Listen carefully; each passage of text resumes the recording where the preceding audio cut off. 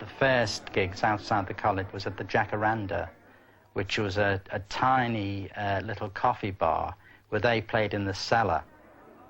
I think they got about 5 shillings each. The Jacaranda was owned by Alan Williams, a small-time entrepreneur operating on Liverpool's bohemian fringe. His latest enterprise was supplying rock and roll groups to a club in Hamburg. When no other act was available, Williams proposed the Beatles. The group that was playing there was one of the big groups in Liverpool, which was Derry and the Seniors, featuring Howie Casey, the lead. And he sent me a letter over saying, look, Alan, we've got a good thing going over here for all the Liverpool groups. But if you send that bum group, the Beatles, over to Hamburg, you're going to louse it all up. For God's sake, don't send them. Now, the Beatles were going through one of their drummerless periods.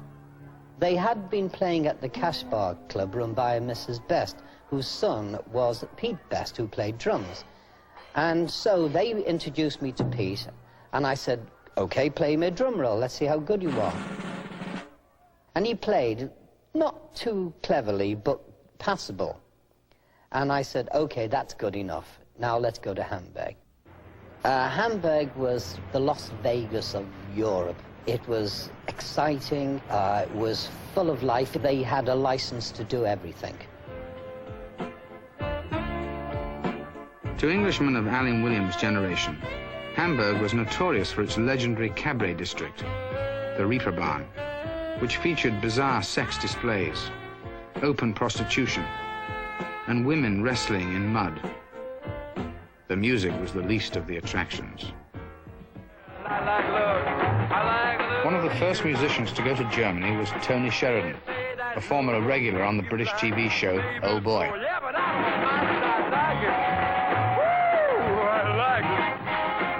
In Hamburg, he quickly became a local star and a permanent fixture on the Reeperbahn.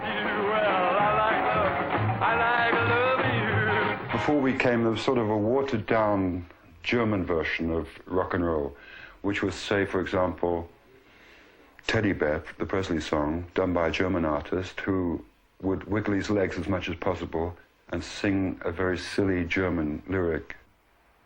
The show was sort of the main thing. They wanted a little show, and they would say, marchons, marchons, you know, like inciting you to jump around and smash things.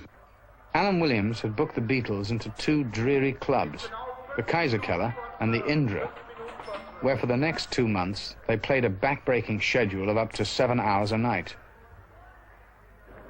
The living accommodations provided by the club owner were a far cry from their tidy Liverpool homes. When they played here at the Indra and the Kaiserkeller, they were living in a room with no window in, and 4 guys of them. The condition they had was terrible in that time. Horst Fascher, a former boxer who had been banned from the ring for killing a sailor in a street fight, became friend and protector to the Liverpool groups. I remember that Tony went to him and said, listen, but if you need some protection here, and if you're in trouble with some girls who are prostitutes, and maybe you don't know that they are prostitutes, and you get involved with them, and the pimps found out that you can have a lot of trouble.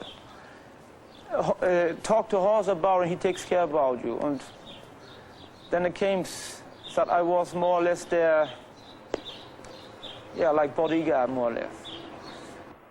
Although Stewart, their oldest member, had only just turned 20, the Beatles, having grown up in a seaport town, were far from naive. Yet their eyes were opened by the abundance of sex, drugs, and drink that Hamburg offered. The rough life and the long hours far from home hardened them, and their music. The band got tighter, and their repertoire expanded.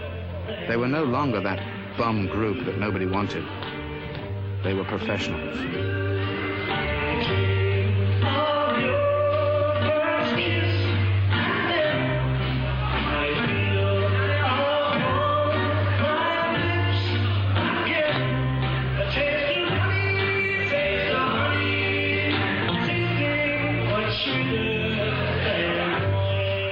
The 7 hours a night thing, the practice, and having to enlarge the repertoire as far as possible, that really made you either good if you had what it took to be good, or you gave up pretty soon. With playing 7 hours a night for 2 months, the experience you gain for yourself is tremendous. You learn how to relax your voice, how to utilize your voice, how to improve on the guitar. I think everybody who went to Hamburg came back vastly improved in their ideas, in the technique, and also in the writing capabilities. In the evolution of things, especially music, there are certain centers and there are places which serve as a sort of a breeding ground, and people play the roles of catalysts, and Hamburg was one of those. Bill Harry had shared a flat with John and Stu in the art college days. While they were in Hamburg, he was at home, rapidly becoming an expert on the growing Liverpool beat scene. He would soon start a newspaper called Merseybeat to keep track of all the new groups and new clubs. They came back from Hamburg still as an unknown band. I started promoting them as the sort of big band. Though they weren't really the big band in Liverpool, I sort of promoted them like that because they were close friends of mine.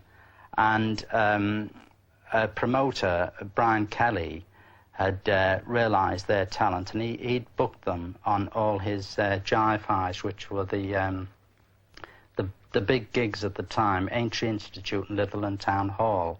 The curtains opened at Litherland Town Hall, and there was just these guys on stage. At the time, everybody was into uniformity, wearing the same clothes. And these guys with hair longer than what I'd ever seen in my life. And I think sort of jeans and leather jackets just anyway, smoking cigarettes, you know, just up there doing it and having a ball. The moment the Beatles struck up and did their stomping, everybody, every kid froze, and then they all run to the stage and started screaming.